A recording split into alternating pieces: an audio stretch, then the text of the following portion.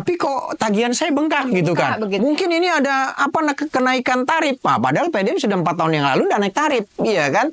Nah, jadi ternyata begitu ditelusuri, Video yang dikatakan bahwa PDAM sebagai benalu dalam tanda petik. Kemudian berujung kepada pelaporan hukum begitu Pak di kepolisian. Nah, apa sebenarnya pemicunya Pak? Jadi seolah-olah itu kerjaan dia, usulan dia, wah ada cerita-cerita di situ, iya kan? Itu Mbak, kalau misalnya di dalam bisnis ada namanya pelanggaran hak cipta, kalau di politik itu ada pelanggaran namanya mengklaim pekerjaan orang, wih masuk penjara itu barang. Iya kan, cuma nggak ada itu. Pada saat saya Pak Wali lengser, itu target pertamanya itu copot direktur PDAM. Oke. Iya, saya dilaporkan ke BPK, dilaporkan ke Kemendagri, itu tanda tangan PLN, listrik mati dia datang ke PLN, iya kan?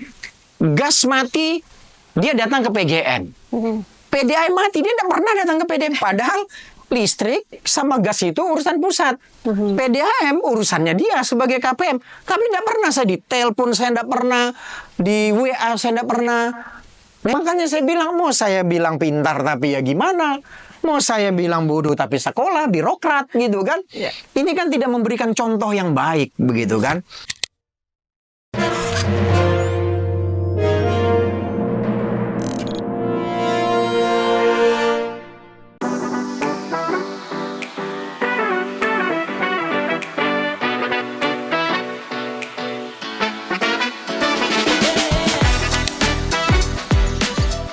Pemirsa, saat ini saya sedang di kediaman Pak Iwan Setiawan selaku Direktur Utama PDAM Tirta Alam Tarakan.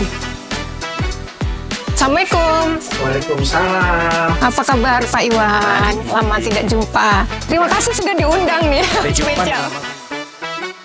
Pak Iwan, kita ngomongin tentang PDAM nih. Bapak, di tempat lain kita lihat Direktur PDAM di kota lain sebut saja begitu ya. Kalau ke lapangan, ngelihat yang bocor-bocor ditandu pakai bambu dan sebagainya.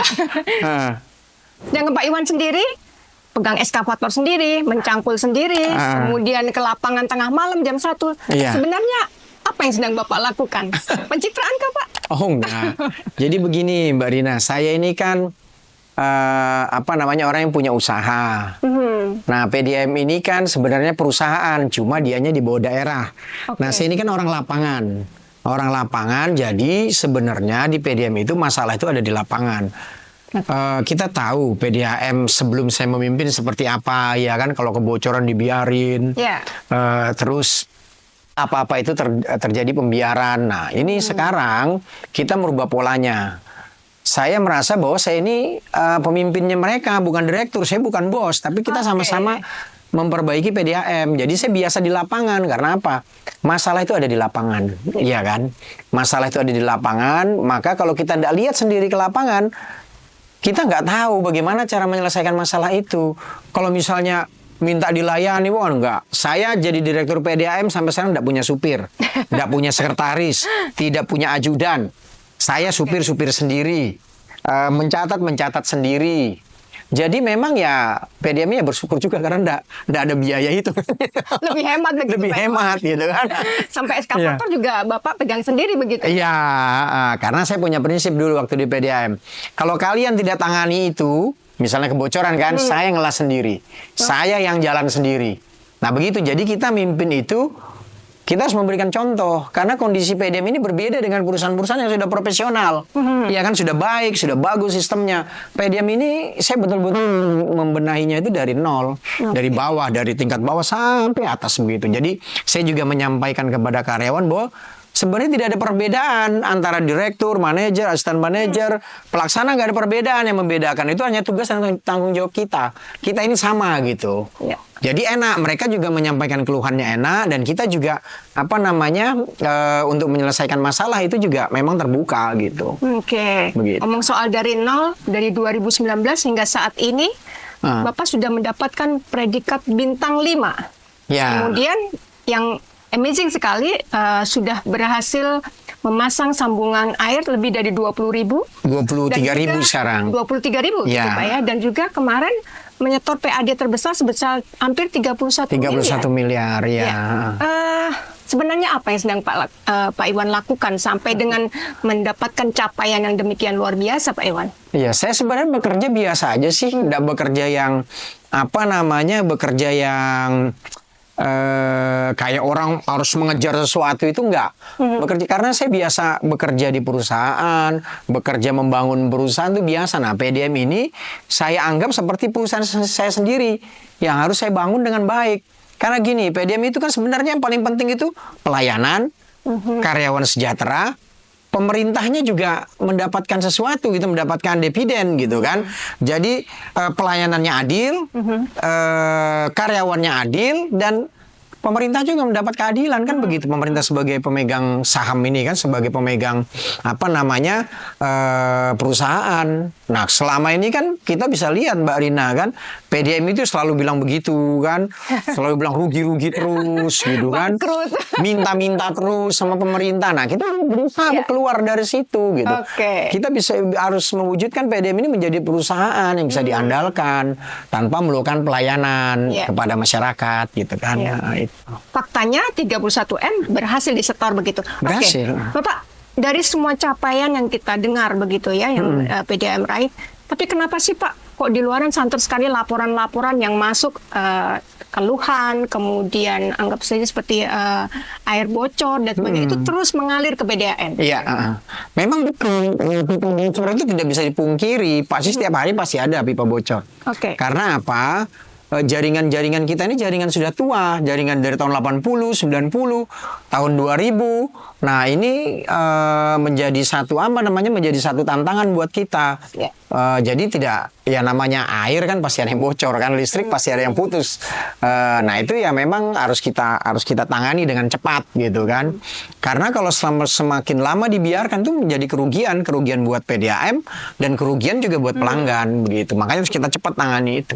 Ya, seperti tempo hari masyarakat ada, mohon maaf nih, ada yang melaporkan ke Ombudsman terkait kebocoran itu, dan ternyata SOP-nya menyebutkan bahwa tidak ada pelanggaran, tidak ada maladministrasi. Apa yang sebenarnya terjadi waktu itu, Pak Iwan? Jadi begini, di Ombudsman itu kita sudah dilaporkan 4 kali sebenarnya. Empatnya laporan itu tidak ada maladministrasi, tidak ada pelanggaran yang dilakukan oleh PDAM. Laporan yang paling sering itu adalah tagihan membengkak. Nah, masyarakat ini kan nggak paham. Dulu PDM itu tekanan kecil. Saya pertama masuk, itu tekanannya kecil, ada 15 daerah tidak mengalir. Sekarang tekanan PDAM itu sudah besar. Sudah sesuai dengan standar. Sudah kita stabilkan pompa, ada beberapa pompa kita perbaiki, kita beli baru gitu kan. Dulu daerah yang mengalir, sekarang mengalir semua, 15 daerah mengalir. Dan itu stabil. Kecuali kalau ada kerusakan baru tidak mengalir. Nah, masyarakat ini nggak tahu bahwa dulu mereka misalnya mandi nih atau berudu lah, paling sederhana dulu berudu mungkin 1 menit itu cuma habis 1 gayung atau 2 gayung. Karena sekarang tekanannya besar, tekanannya stabil, berudu itu bisa sampai 10 gayung. Akhirnya tagihannya bengkak. Terus kedua, ada kebocoran setelah meteran. Nah, kebocoran setelah meteran itu ada tanggung jawab pelanggan. Kebocoran sebelum meteran itu tanggung jawabnya PDAM, itu sudah diatur dari pusat sampai bawah. Nah, itu yang sering terjadi keluhan. Mereka merasa, saya kan tidak pakai banyak, tapi kok tagihan saya bengkak gitu kan. Mungkin ini ada kenaikan tarif. Padahal PDAM sudah 4 tahun yang lalu udah naik tarif, iya kan. Nah, jadi ternyata begitu ditelusuri, persilnya bocor, pemakaiannya memang bengkak. Nah, itu dilaporkan ke Ombudsman. Nah, kita kan kasih lihat SOP kita, kasih lihat peraturan perusahaan kita. Sama juga yang tidak membayar 2 bulan, itu kan tidak bayar langsung kita putus. Kalau dulu terjadi pembiaran kan, 4 bulan, 8 bulan udah diputus. Jadi akhirnya masyarakat tidak disiplin. Tapi sekarang kelihatan kok Mbak Rina, dengan kita disiplin itu, dengan kita meningkatkan tekanan, sekarang pemakaian rata-rata pelanggan itu turun. Turun dulu 38 meter kubik, sekarang paling tinggal 18 meter kubik, dan air bisa terbagi dengan merata. Nah, itu yang tidak dipikirkan. Kalau saya pikirkan gitu.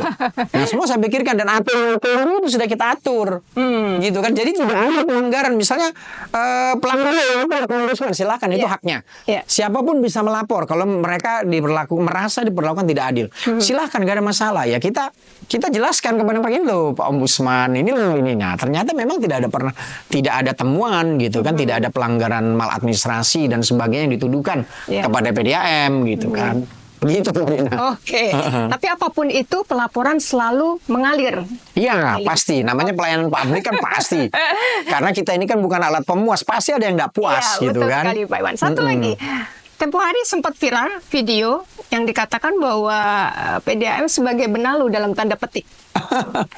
Kemudian berujung kepada pelaporan hukum begitu Pak di kepolisian. Nah, apa sebenarnya pemicunya Pak? Jadi sebenarnya kan PDAM ini kan dibawa-bawa ke diseret-seret ke ranah politik. Iya kan, diseret ke ranah politik. Walaupun jabatan saya ini, saya harus akui memang ini jabatan politis gitu kan. Tapi kan tidak semua PDAM itu sebagai benalu. Kita bisa lihat sekarang PDAM seperti apa. Iya kan? Dulu oke, mungkin beli pompa sedikit minta pemerintah. Beli apa sedikit minta pemerintah. Iya kan? Mau pengadaan kendaraan minta pemerintah. Sekarang enggak. PDAM itu justru apa-apa kita biaya sendiri. Seperti jaringan. Itu kita biaya sendiri. Sebenarnya investasinya pemerintah itu masih ada yang kurang, masih ada kurang sekitar 97 miliar atau berapa itu. Tapi sekarang kita tidak terlalu minta ke pemerintah, apa-apa kita biaya sendiri, cepat kita layani. Itu cuma keputusan direktur, kita lihat analisa memang harus kita biayai, kita biayai begitu. Nah, sekarang kalau dibilang benalunya di mana? Iya kan? Malah justru berkontribusi terhadap pelayanan publik yang lebih baik, jauh lebih baik. Ini yang ngomong bukan saya loh, yang ngomong masyarakat, iya kan, bukan saya yang ngomong. Terus kalau dibilang minta terus sama pemerintah, enggak juga saya lihat. Bahkan sekarang pemerintah itu yang sambungan gratis itu 1 tahun ini tidak pernah dibayar sambungan gratis. PDAM masih bisa berdiri gitu kan, masih bisa membiayai itu. Nah sekarang benalunya di mana? Nah waktu pelaporan itu saya nggak tahu sebenarnya. Tapi tiba-tiba anak-anak merasa kami ini sudah kerja betul-betul loh. Iya kan? Keras begitu. Sudah kerja keras loh. Siang malam kami tidak pernah mengeluh gitu kan kepada pemerintah, tidak pernah mengeluh kepada pelanggan. Pelanggan kan taunya airnya mengalir, nggak ngalir ngomel. Tapi apakah mereka tahu jam 2 malam, jam 1 malam kami memperbaiki kebocoran? Kan mereka nggak tahu. Tapi kan tidak perlu kita lapor. Yang penting kan kinerja PDAM yang baik itu apabila air mengalir. Cuma itu aja kan sebenarnya. Semuanya bisa menikmati air bersih dengan baik di mana. Iya, betul. Pak Iwan, sebagai seorang direktur, bagaimana seorang Iwan Setiawan menyikapi berbagai pujian, kemudian sekaligus tudingan terhadap kinerja Bapak? Kalau pujian itu biasa sih kalau menurut saya kan. Yang sering orang itu kan kalau sudah dipuji lupa diri gitu kan. Oh, merasa sudah baik semua. Jadi PDAM ini Mbak, itu tidak akan pernah orang tidak akan pernah puas. Kita harus berbenah. Jadi kita tidak boleh puas dengan pencapaian sekarang, terus harus berbenah karena tantangan itu semakin besar. Terus teknologi terus berubah, ya kan? Nah itu kita harus terus mengupgrade diri kita. Mungkin sekarang bagus, belum tentu nanti direktur berikutnya bagus. Terus masalah hinaan-hinaan cacian, ya itu semangat sih. Saya waktu pertama jadi direktur kan bilang orang, wah itu balas budi politik. Karena Pak Iwan ketua tim relawannya Pak Dr. Hairul. Makanya dikasih jadi direktur PDAM. Supaya balas budi kepada Pak Iwan. Begitu saya jadi, wah enggak mungkin PDAM ini bagus diurus sama orang politik. Wah itu direktur PDAM, macam-macam lah tudingan kan. Tapi kan itu semangat kita untuk bekerja. Iya kan? Saya enggak mikirin orang mau menghina apa, saya enggak mikirin itu. Yang penting saya bekerja saja, kalian menilai nanti hasilnya seperti apa. Saya waktu pertama jadi direktur, oke sekarang kita banyak diserang gitu kan, diserang oleh lawan politik, oleh orang yang tidak puas oleh kinerja PDAM. Sekarang kita buktikan. Dan ternyata kan mereka semua menikmati semua. Nah sekarang itu karena memang mereka juga mengkritisi, memberikan masukan. Sebenarnya itu yang harus kita ambil. Dosa alergi lah dengan kritikan, hinaan, itu tidak masalah. Intinya kalau PDAM bagus kan hinaan itu kan hilang sendiri sekarang. Kritikan itu kan hilang sekarang. Bahkan pemilihan itu ibu-ibu sekarang. Ya kan kalau tagihan saya bengkak, ibu udah menjawab, oh mungkin bocor setelah meteran, oh mungkin Bapak memang besar. Ibu-ibu yang bela saya sekarang. Iya kan? Karena melihat faktanya. Melihat faktanya mereka. Baik. Tempo hari Pak, Komisi DPR 2 DPRD melakukan kunjungan ke PDAM dan meminta untuk PDAM lebih memperhatikan keluhan begitu ya. Nah, apa nih strategi dari Pak Iwan sendiri yang akan Bapak lakukan terkait masukan-masukan yang sudah diberikan oleh Komisi 2 waktu itu? Waktu itu Komisi 2 sih datang ke PDAM itu, pertama itu ya memang itu ada masukan-masukan juga. Terus mereka juga mengapresiasi terhadap perubahan kinerja PDAM yang semakin baik. Nah, terhadap keluhan-keluhan itu kan sudah kita lihat. Sekarang Anda mau mengeluh di mana sekarang? Ada medianya. Mau ngeluh di Facebook ada, mau ngeluh di WA ada, mau ngeluh di aplikasi ada medianya.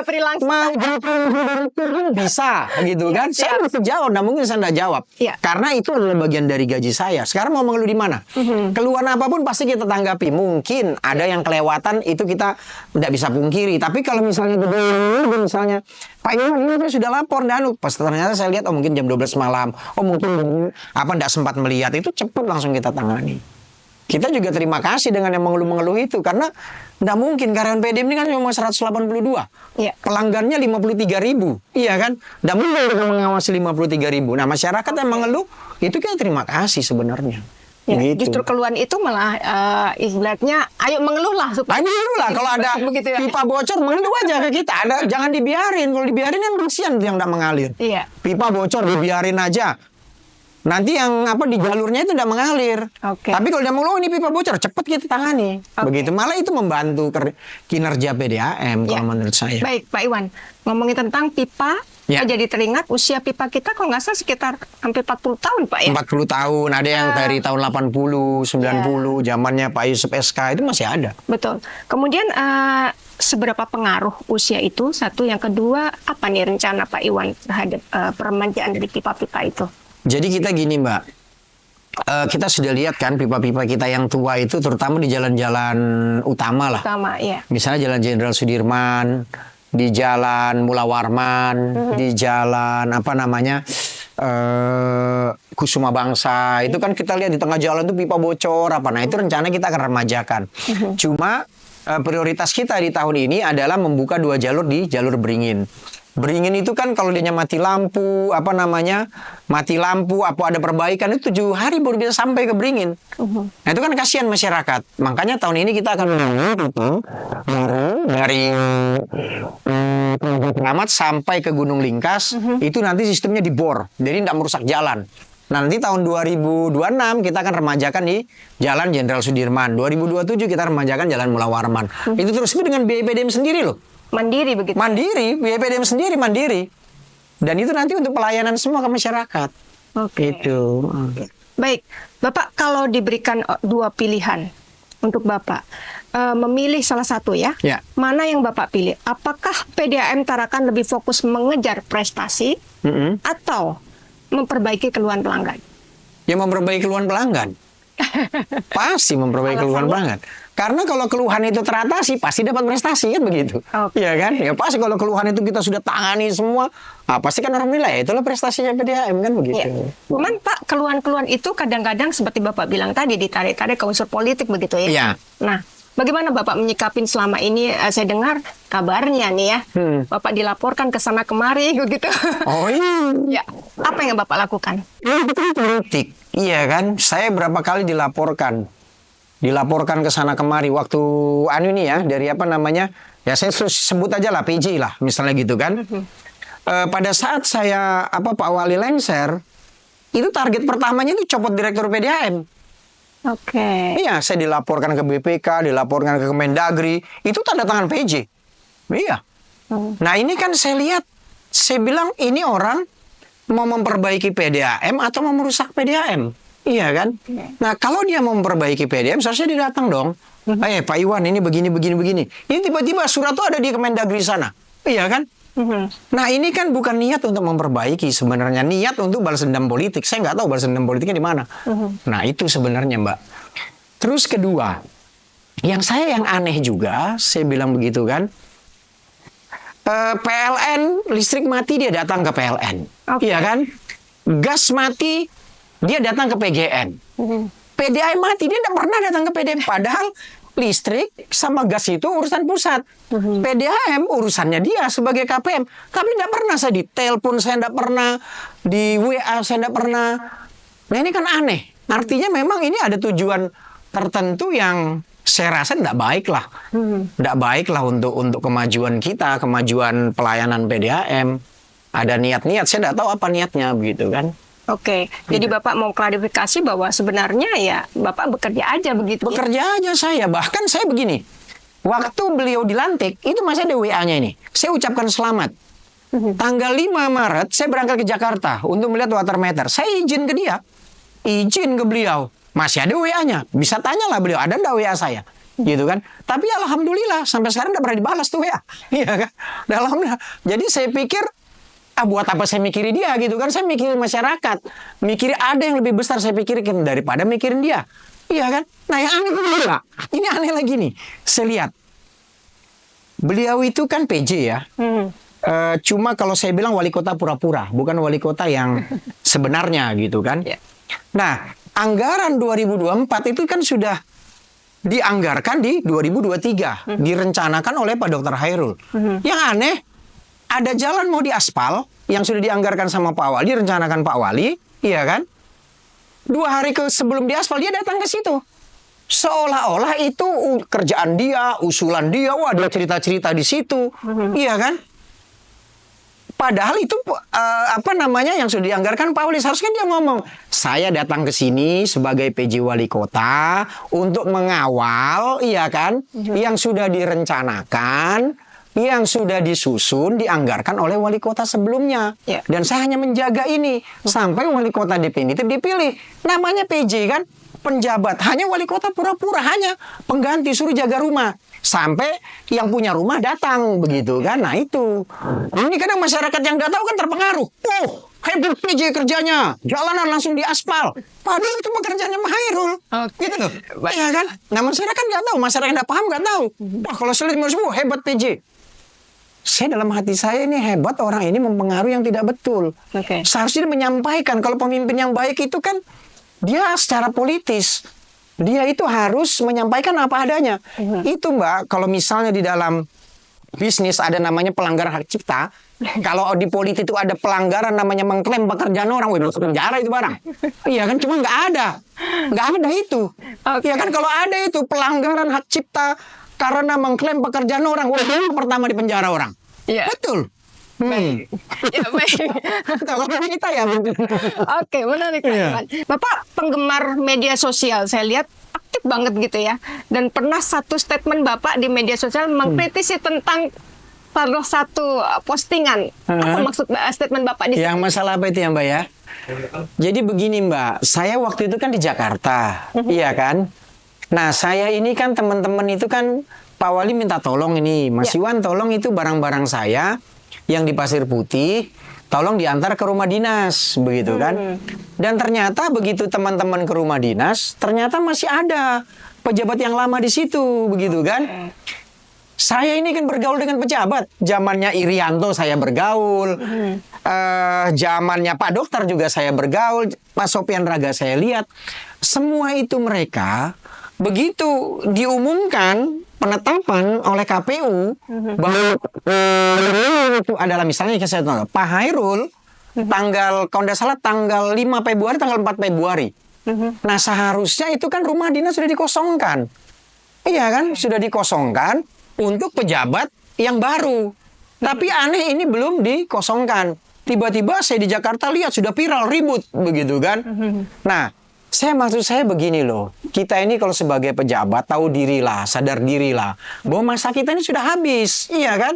Kosongkan itu rumah dinas, terus nanti supaya ada pejabat yang baru masuk di situ dalam keadaan enak, begitu kan? Wah ini mengikuti status WA, katanya harus ada serah terima, tapi tidak baca di situ bahwa serah terima dibuatkan berita acara yang paling lambat 1 bulan setelah. Paling lama 1 bulan setelah serah terima. Loh ini dibacanya setelah serah terima 1 bulan. Nah kalau serah terima nanti Pak Wali datang pakai mobil dinas dia yang pakai. Nggak boleh karena belum ada serah terima. Iya kan? Nanti kalau Pak Wali mau nempati jatahnya rumah dinasnya nggak boleh karena belum ada serah terima. Nah ini makanya saya bilang mau saya bilang pintar tapi ya gimana? Mau saya bilang bodoh tapi sekolah, birokrat gitu kan. Ini kan tidak memberikan contoh yang baik begitu kan. Setelah itu dipilih kita yang kurang pantas kalau menurut saya. Iya kan. Nah ini kan salah, kaprah kalau menurut saya. Coba lihat Pak Irianto itu waktu tidak jadi gubernur, walaupun saya rival ya sama Pak Irianto ya. Saya bekas tim sesnya Pak Irianto, saya banyak mengkritisi Pak Irianto. Dia begitu kalah jadi diumumkan Pak Jenderal Paliwang, dia kosongkan loh sebulan sebelum Pak Jenderal masuk ke rumah, dia kosongkan. Dosa lah. Di sini kan mantan PJ banyak. Pak Sanusi, mantan PJ. Ya. Agak pernah kita dengar ribut-ribut di KTT. Nggak pernah kan? Ya. Sebelum Ibrahim Ali masuk itu Pak Sanusi sudah keluar.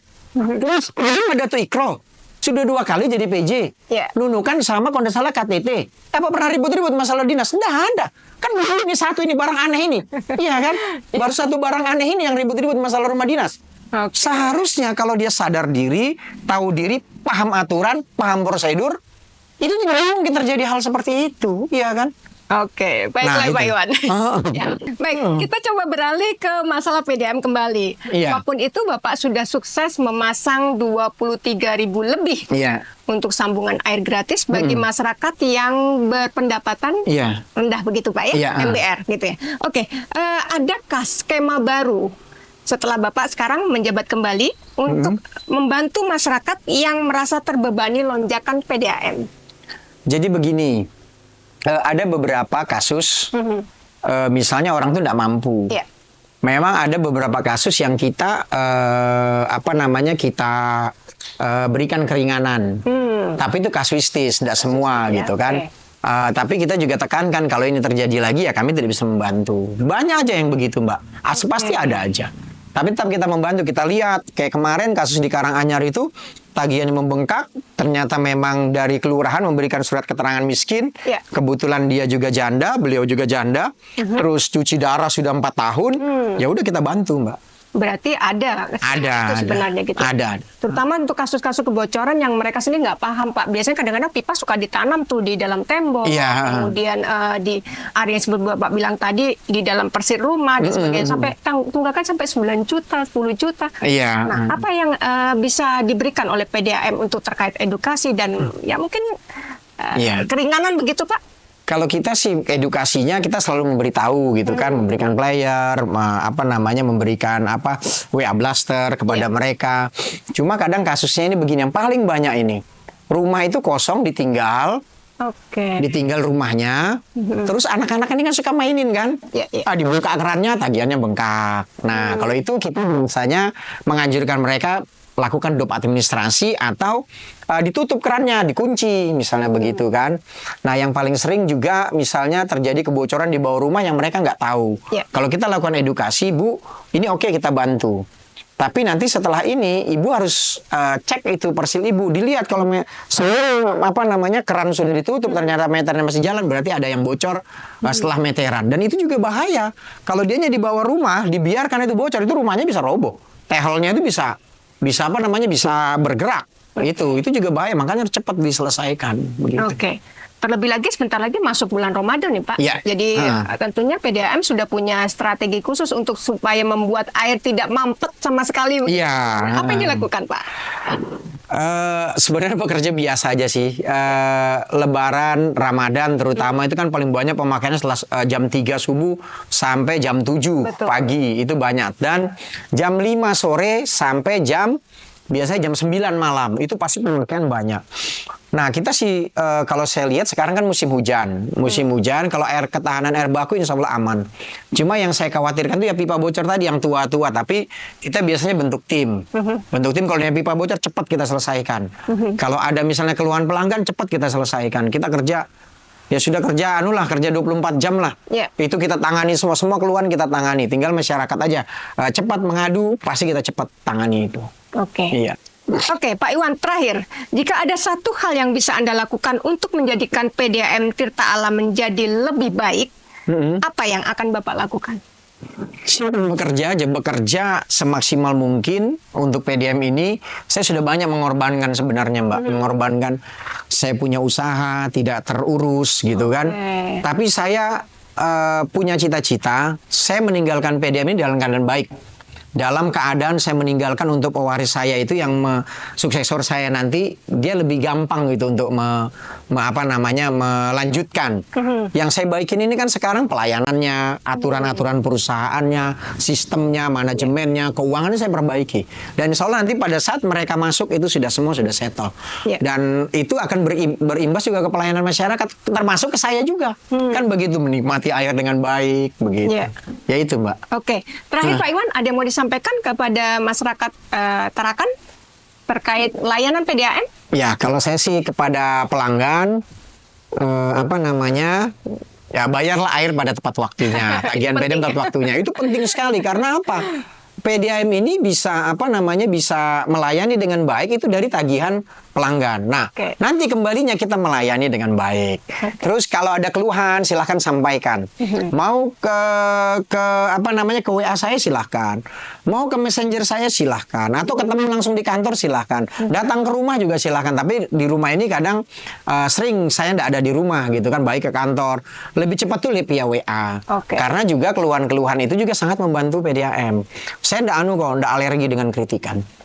Kritikan apapun pasti saya terima dan saya akan perbaiki. Kalau memang itu menyangkut dengan pelayanan PDAM, pasti saya baikin.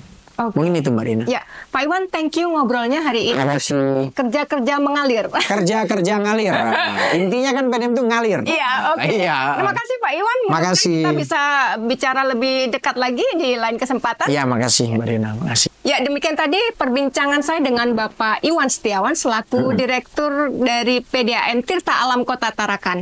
Prestasi gemilang sekaligus kritikan pedas selalu mewarnai PDAM. Mulai dari lonjakan tagihan, isu hukum hingga soal infrastruktur tua. Menjadi tantangan tersendiri bagi PDAM Tarakan untuk terus berbenah. Saya Rina Chandra, terima kasih telah menyaksikan Ekuator TV Embracing Digital Technology. Salam.